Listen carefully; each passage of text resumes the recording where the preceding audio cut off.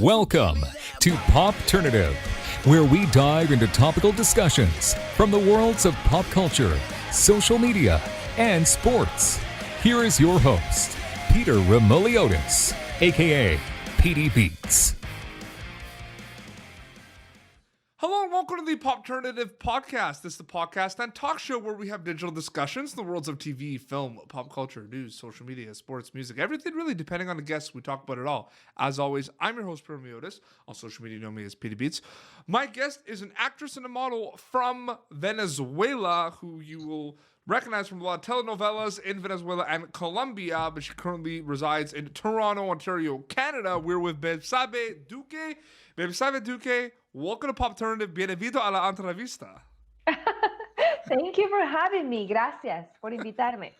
No, I'm really excited we're able to do this for sure. I have a lot of different questions, but I kind of wanted to know when it kind of started for you, in Colombia and Venezuela, the storytelling, kind of acting. When did you kind of decide that was something you wanted to do, Bebsabe? Yes, well, that's a long story. I will try to make it short. Yeah, it started in Venezuela, and it was, that point of your life when you are thinking, what am I going to do? I'm going to study at the university. What am I going to do with my life? So I started questioning that to myself until I said, well, I don't see me, in an office doing regular work, which is, I respect, and I think that's very hard work, but it wasn't for me. So I said, maybe something in arts, maybe modeling, maybe that thing, actors. How could that be? Yeah, absolutely. So yeah, I went, I asked for help to my cousin, who is a very big telenovela star, but in that moment she wasn't. She was just starting her career. Her name is Scarlett Ortiz. If you want to Google her, or anyone here in your amazing podcast can go and see her. So I asked her, how was it? If she could guide me a little bit about how to start. So she did. And the first day when I went to my theater school, it was like a revelation. I just found myself in a theater room. Yeah. So yes, it was like that, and I was very young. I started when I was a teenager. Absolutely. No, for sure. We know about the telenovelas. They're very popular. The fan bases and the viewers is crazy all around the world. Talk a little bit about your experience, because before we started, you talked about how you did the telenovelas in Venezuela, but also Colombia. Can you talk a little bit about that a little bit? Those shows you were on, and what was that like for you as well? Yeah, well, I was lucky because when I started studying, after 1 year, I booked my first telenovela. It was a show for teenagers. And then I started. I had made, I don't know, like 12 projects, 12 telenovelas there. And I had the chance to travel. While I was living in Venezuela, I could go to Peru and even to Miami to work as an actor in telenovelas. So it was great. And after that, in 2010 exactly, I decided to move to Colombia because I am also Colombian. Yes. So I wanted to expand. I wanted to work internationally even more and to find new things to do, new horizons, I would say. Oh, So absolutely. yeah. No, for sure. And I find it very interesting too, because a lot of it's funny because there's a lot of international content that is now available worldwide in North America. You know this, on Netflix and Amazon, and like a lot of people watch it with the subtitles, and it's great. And everyone's exposed to a lot more content, and people could watch telenovelas, even in Canada and the US and everything. So I just wanted to know, your case is a bit different because you live in Toronto now, so you learned English and everything. But I just wanted to know, I'm just curious, for the Venezuelan, Colombian, Mexican, Spanish kind of actors like that are in Spain or in Venezuela, is it kind of like, because they know that their content is going to be watched all over the world, is there kind of this like necessity that they have to maybe learn English, maybe to do press or kind of do appearances? Like, I'm just curious about that, Bebsabe. Oh, well, yeah, you always know that you are going to be, that you don't know, you wish. Yes. And you pray for your shows and your work to be successful and to be broadcasted, around the world. Yeah. And you always wish that happened, but you are never sure. So I think at least is my personal experience. I've always wanted to communicate. I think that's why I'm a storyteller, because that's what we are, storytellers. So Exactly. I think that's why I decided to do this, because I want to express and entertain and sometimes even educate people Yeah. in many different languages. So I started studying English since I was very, very young, because I Yes. wanted to be able to do this. And one day to move to North America, I thought maybe it would be USA, but no, it's Canada. Canada. Canada. That's great. I think we both are in Toronto, right? I'm in Ottawa. Ah, you're in Ottawa. Yes, you Yes. told me. Of Mhm. course. Yeah, well, we are close. Yeah, absolutely. We're close. Absolutely. Yeah, no, that it's so great. So yeah, talk a little bit about that. Like you kind of said that a little bit. You know, you were talking about maybe moving to North America. I mean, Yes. Toronto. There's a lot going on in Toronto. Ooh. We're shooting and a lot of that stuff as well. You also do the modeling as well. What kind of drove you towards Toronto, Bev Sabe? Pretty easy, Pete. It's very easy. My husband has a great opportunity. Well, he's already working in a great company, and well, we are here because of that. He's a Venezuelan and Ah. Colombian, as me, Mhm. and we are here because of that. But when really said we are moving to Toronto, we said, okay, do I have opportunities to work there? Are things happening there? And definitely yes. This is like a small Hollywood, everything Yeah. happens here. It's amazing.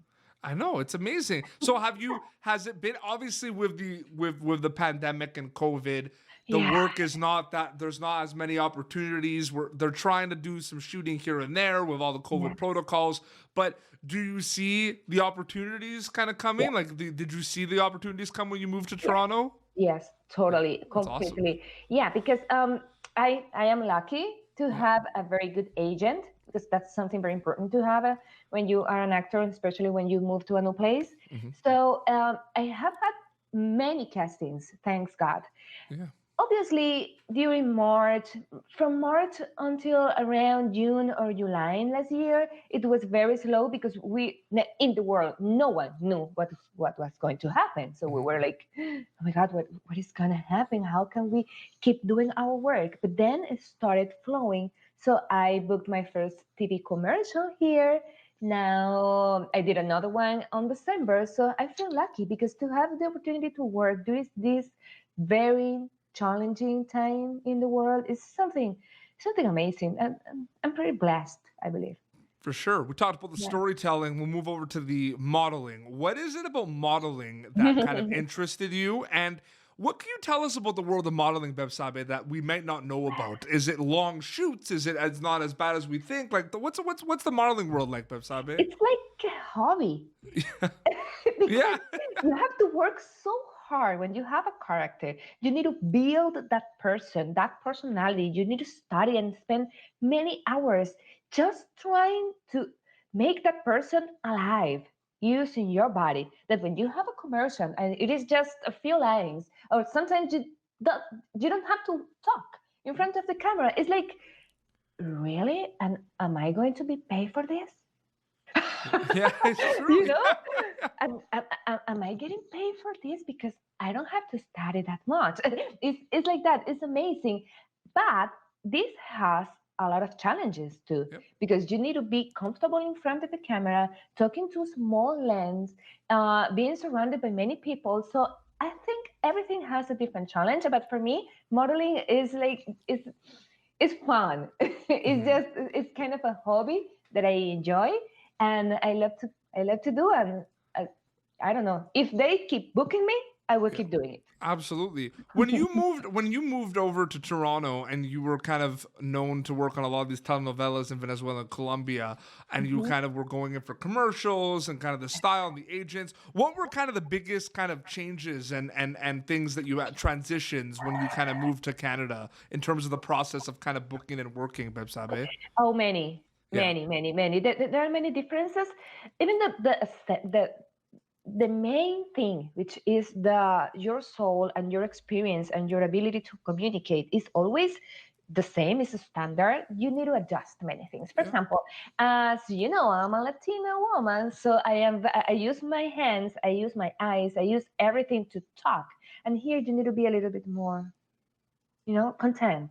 Because the Absolutely. frame, you cannot Yes. be that loud. You need to control your voice. But I think that the biggest challenge is the language. Oh, absolutely. Yeah, For because sure. you need to be comfortable expressing yourself, and even more challenging, expressing someone else, which is your Yes. character.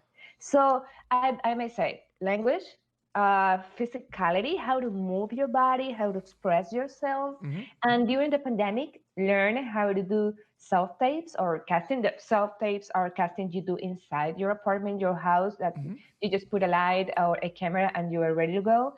You need to learn how to do that. And when you come from a background as I do, that is not something that you are trained. Yeah. So I had to train myself for it, and even dialect classes, coaching Yes. in dialect, and acting classes too, as if it were my first day in my work, because every time it's a first day, it's a first start. You start from nothing. So I wanted to do that here, and I find it amazing. It's it's an opportunity to grow a lot for Yes. me.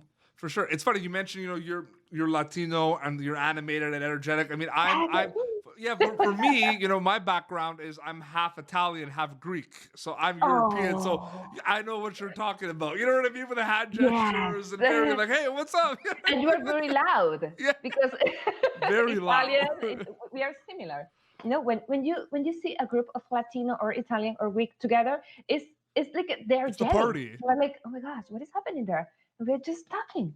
Absolutely. It's funny because I'll do my show and I'll do like my Mhm. intro, right? And it's just like sometimes people different time zones, right? Like sometimes there's people, in LA, right? And it's afternoon for me, it's morning there, right? So they come on and I'm like, hello, welcome to Pop Turner. They're like, oh my God, like hi. You know Yes, what I mean? what's happening?